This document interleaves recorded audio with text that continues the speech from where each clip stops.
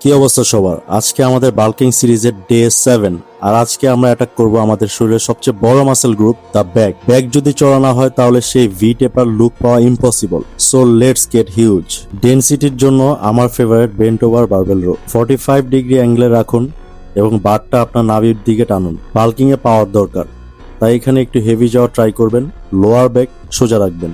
আমাদের second exercise হবে seated cable rho.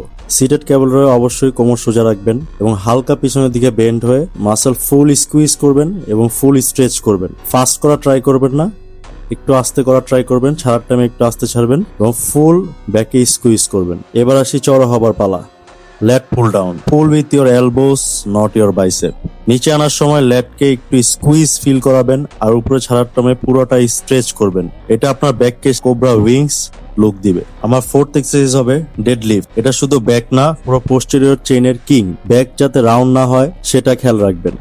Remember, we are building thickness here. Back workout মানে শুধু ওজন তোলা না, মাসেলের সাথে ব্রেনের কানেকশন করা। ওয়ার্কআউট শেষ করে ভালো প্রোটিন আর কার্ব রিচ মিল নিতে ভুলবেন না, কারণ বাল্কিং মানেই গ্রোথ। ভিডিওটা ভালো লাগলে সেভ করুন আর কালের ডে 8 এর জন্য রেডি থাকুন। Let's keep growing.